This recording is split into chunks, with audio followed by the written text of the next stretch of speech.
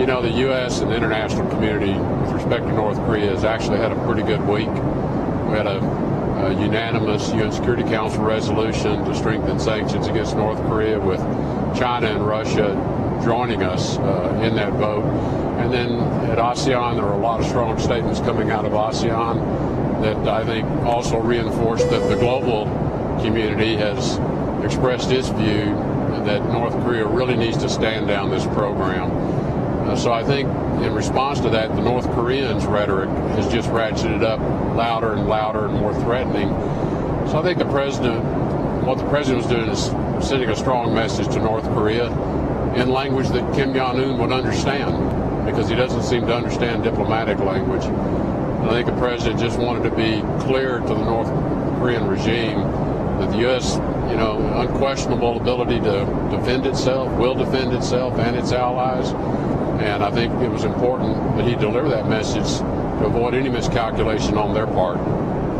Well, one of North Korea's responses was to say it's going to direct missiles at Guam. That's exactly where you are headed right now. Did you consider rerouting? Well, look, the North Korean missile capability can point in many directions. So Guam is not the only place that could be under threat. No, I never considered rerouting the trip back, and I do not believe that there is any imminent threat in my own view. Do you think there's a longer-term threat, specifically about Guam, but against the region in general? Well, I hope not. Again, what we're hopeful is that this pressure campaign, which the entire world now has joined us in, and with the engagement of China and Russia, two of North Korea's closest neighbors, that they can begin to persuade the regime that they need to reconsider the current pathway they're on. Think about engaging in a dialogue about a different future. Have China and Russia been helpful at all to you in the last 24 hours? Have you spoken with your counterparts, and have they helped in any way?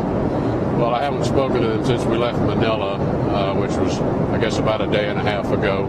But we had direct discussions in Manila about the situation. I know that they were having talks as well with a representative from North Korea.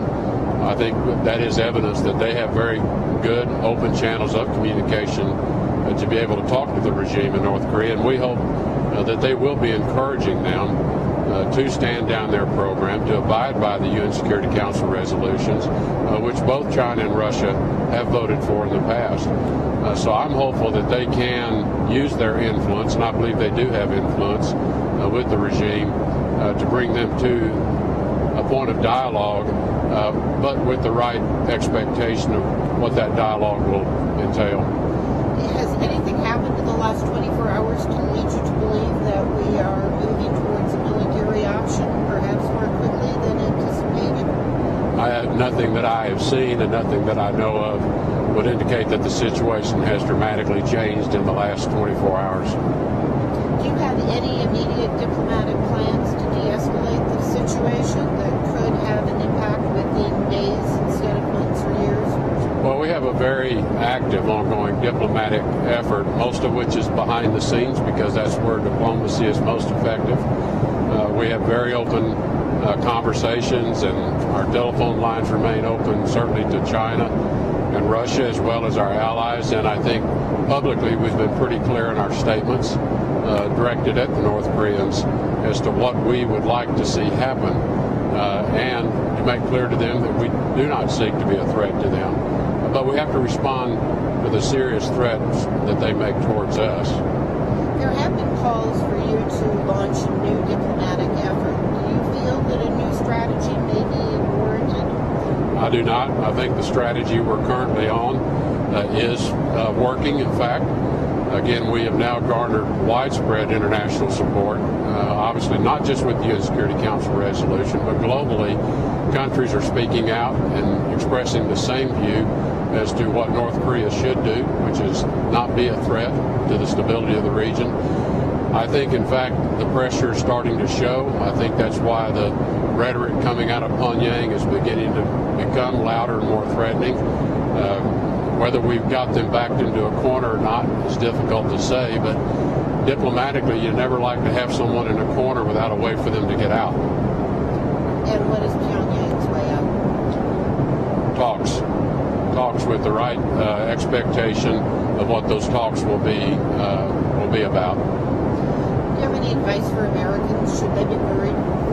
I think Americans should sleep well at night. I have no concerns about this particular rhetoric of the last few days. I think the president, again, as commander-in-chief, I think he felt it necessary to issue a very strong statement directly to North Korea. But I think what the president was just reaffirming is the United States has the capability to fully defend itself from any attack and defend our allies, and we will do so. And so the American people should sleep well at night.